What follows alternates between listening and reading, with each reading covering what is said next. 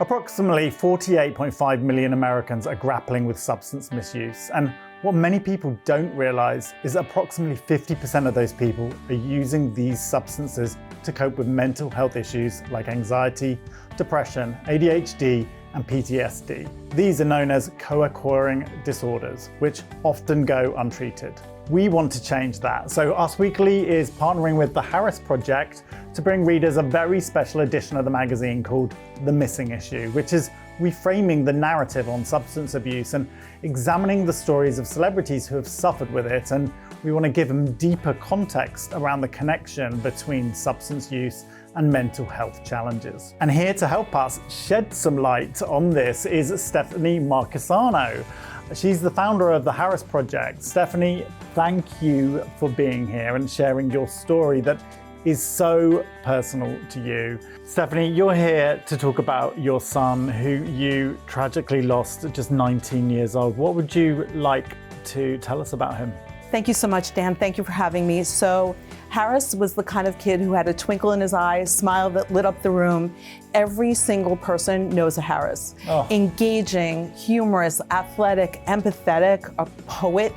And so when he walked into a room, you knew he was there. He was somebody who, humorous, like he would tell a joke, like it would come out as quick as he heard somebody say something, he would have the funniest response.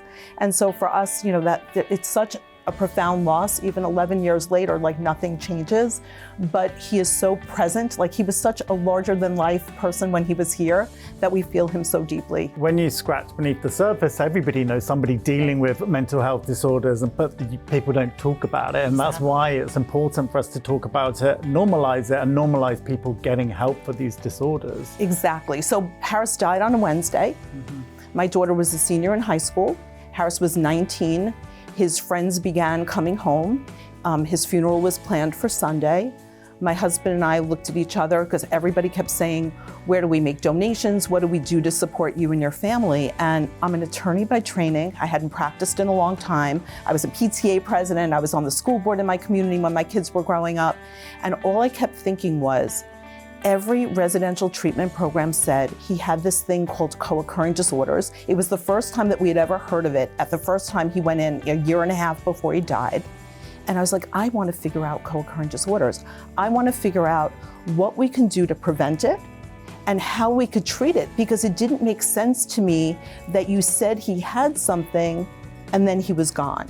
So, you know, people are out there thinking, I rely on professionals. I go to get help and support. If you have cancer, if you have heart disease, if you have diabetes, you know where to go. You know what the gold standard of care is. And I just knew that there was something missing. And so I eulogized Harris, and I also launched the Havas Project. We've talked to celebrities about this who have said that the mental health conditions drive their addiction in the past. And I think the understanding of telling people and talking about that is very important. And do you believe that if your son was treated for these co-occurring conditions together, there could have things could have been ended differently? 100%. And so the power of the prevention is to say, okay, until the treatment and system get it right, if we can educate and empower our young people and the people that care about them, home run. So the mental health challenges first, substance use to self-medicate, one part. Sometimes they happen both at the same time. And that's a lot about the environment, biology, family history, genetics. And so we want to educate and empower our young people that you can break the cycles in your family by getting help and support early. And then and for there not to be any shame about that. Well, absolutely. Yeah. The stigma, the shame, which is still such, you know, you would probably be really happy helping a friend who's struggling, but when you look at yourself, you don't really want to share that. You don't want to share that vulnerability. But now I'm somebody who can be in front of 1,000 kids in an assembly, and everybody's like so worried about how they're going to behave, which has never, ever, ever been an issue. But now they're thinking, okay, I don't have the mental health condition. I'm not part of that half of our young people in the United States that have mental health challenges. I can be a helper, but I'm good. But the final category of co-occurring disorders is one that impacts every young person in their late 20s and under, which is using substances can change your brain chemistry. So you can develop a mental health condition even if you weren't on track to. So now not only are we supporting people with mental health challenges and educating them that they might be at risk, but we're making sure every young person understands where they might fit into the narrative. Hope, abstinence until your brain is fully developed? Likely, probably not. But if they can begin to think about their why, they take those 10 seconds, like, I'm doing this because I wasn't feeling comfortable. I was doing this, I thought I was bored, but now I can't stop doing it. And now I'm feeling anxious if I don't do it. Then you know to get help and support sooner. We don't have to act in crisis. Yep. We can act proactively to get help and support. Have you had families reach out to you who've been helped by the Havas Project?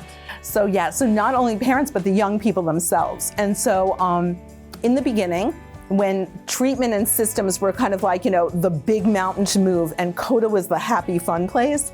Now imagine when you're presenting to kids and then you're getting the emails and the messages and they're saying things like, I'm sorry, I've been in treatment for an anxiety disorder for like 3 years. What were they waiting for, telling me that I'm at higher risk for co-occurring disorders, that substance use could be problematic for me? So that's me, home run. Then families and young people who've had access to Encompass treatment to really say, my child heard, with me, heard you on a webinar and said, well, I'm like Harris, like, how do I get that treatment? And then somebody, I get teary, but somebody who was one of the first Encompass cases just got engaged. Oh. And he has 4 years in recovery. And so those are the kind of moments where I think, I haven't said this in a long time, but when Harris first died and I did my very first presentation, I looked at my daughter and we said, if we could impact one life, it would be a success. And so the big picture, you don't really feel every day is prevention working. It's hard to tell, but we kind of feel like it is. But to hear from individuals who are directly impacted, who are living lives that are successful, that don't feel the shame, that can recover out loud, that are comfortable sharing about their mental health and substance use, like, that's so important. Like, we talk to kids about refusal skills. I tell them, like, own your narrative. The more you talk about it, the less stigma there is. And it helps other people, and you're spreading, and you're helping thousands, if not millions, in the future. Yes, exactly. So is there anything else you want to share, Stephanie? So Dan, when you and I first met, I told you that I like to do my research ahead of any conversations that I have. Sounds like we should hire you at Us Weekly. Well, I did find something that you said, and I just want to share it and make my own comment on this. So you said in an interview, the people we want to bring in are all aware that celebrity and entertainment, it's not brain science. We're not saving the world. Well, Dan, I'm not a celebrity. It is brain science, and you really are saving the world through this opportunity, and I can't thank you enough. Stephanie, I'm so proud of the work we've done with the Havas Project with the missing issue at Us Weekly, and it really is my hope that other media outlets will follow our example and change how they report on co-occurring disorders. Absolutely, because knowledge is power. You can't prevent something you've never heard of. You can't demand access to better care if you don't know what's missing. This struggle has touched millions of lives, including celebrities with substance misuse and mental health challenges.